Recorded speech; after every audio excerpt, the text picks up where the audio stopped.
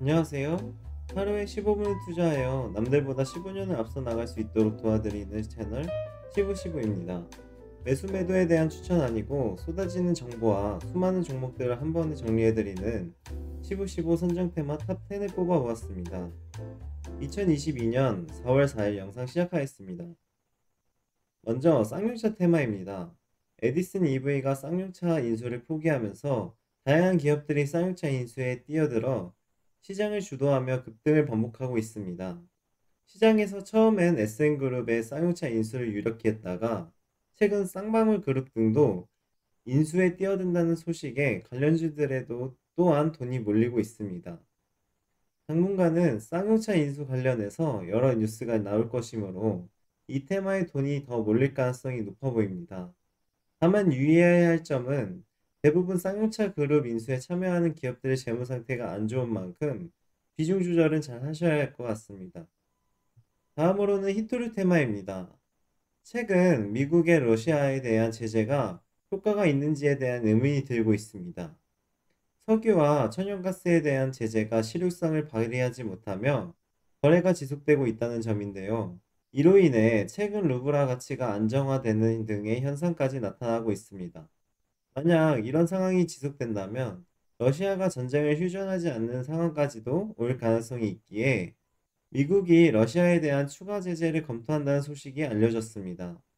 또한 미국 내에서 러시아만을 제재할 것이 아니라 러시아와 거래하는 국가들에게도 제재를 해야 한다는 목소리까지 나오며 이것이 시행된다면 대표적으로 중국에게 제재를 가한다는 것인데 중국 또한 반격 카드로 히토류 수출 금지 등의 제재로 반격할 가능성이 높아 보입니다.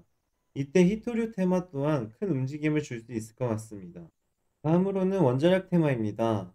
여러 번 언급했다시피 이집트 30조 원전 수주 이슈와 체코 8조 원 규모의 원전 수주 이슈가 아직 남아있고 윤석열 당선인의 새 정부 취임이 얼마 안 남았기에 아직까진 유의 깊게 봐야 할 테마 같습니다. 특히 오늘 한신기계 등이 인수위에서 탈원전을 폐기하겠다는 뉴스가 나오면서 장 중반 급등을 하며 시세를 분출하였고 나머지 원전 관련주들도 바닥에서 반등을 하는 모습을 보이며 상대적으로 상승이 적었던 종목들 주가에 추가 상승을 기대해 볼 수 있을 것 같습니다. 다음으로 AACR 미국 아마켓 테마입니다. 저번 주 금요일 주요 테마로도 짚어드렸는데요.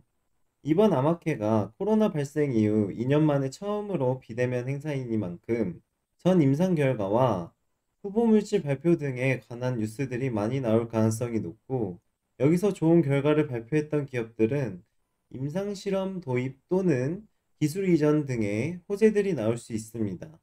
브릿지 바이오 테라퓨틱 같은 경우에는 오늘도 시세를 주며 꾸준히 우상향을 하고 있고 대부분 관련 종목들 또한 윗꼬리를 달며 횡보하는 모습을 보이고 있습니다.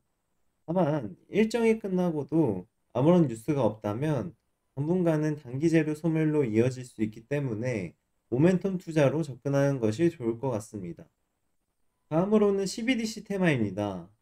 결국 러시아와 우크라이나의 전쟁이 끝난 이후에도 미중 패권 전쟁이 이어질 가능성이 높은 지금 중국의 디지털 위안화를 견제하기 위해 미국은 디지털 달러를 발행할 가능성이 높아 보입니다.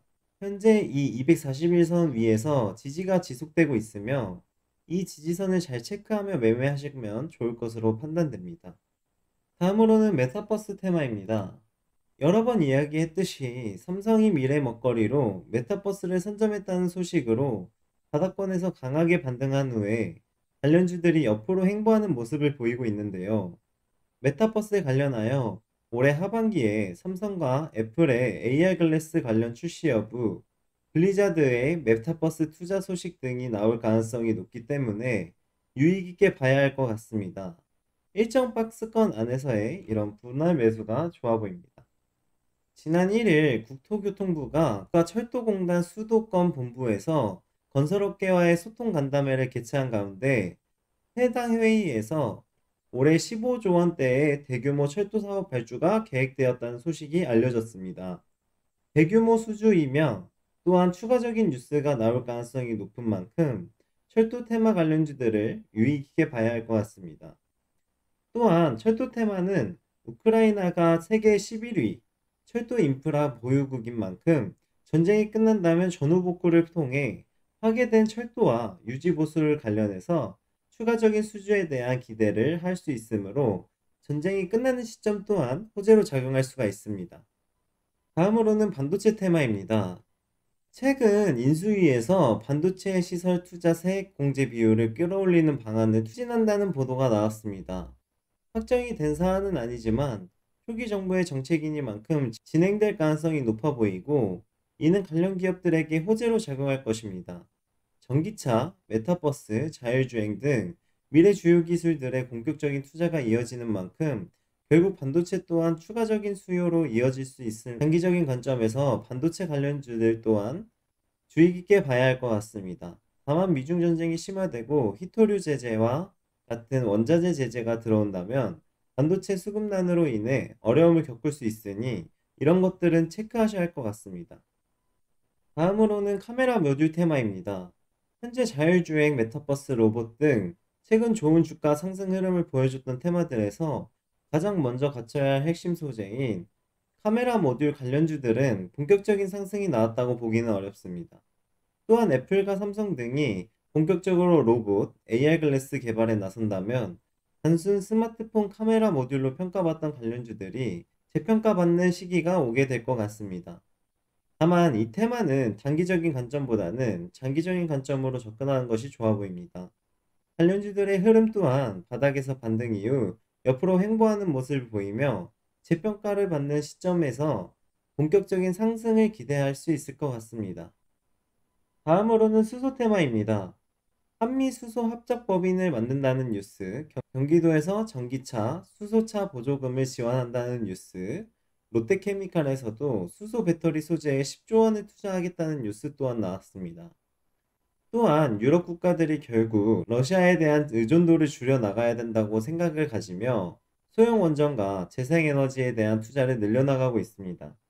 하지만 이 과정에서 재생에너지는 결국 기후에 따라 편차가 크기 때문에 에너지가 필요할 때 바로 쓰이지 못하기 때문에 태양광과 풍력 등으로 얻은 에너지들을 보관시킬 수 있는 수소탱크나 ESS에도 추가적인 투자가 이어질 수 있고 주가 또한 전체적으로 고점 대비 많이 눌린 상태이기 때문에 매력적으로 보입니다.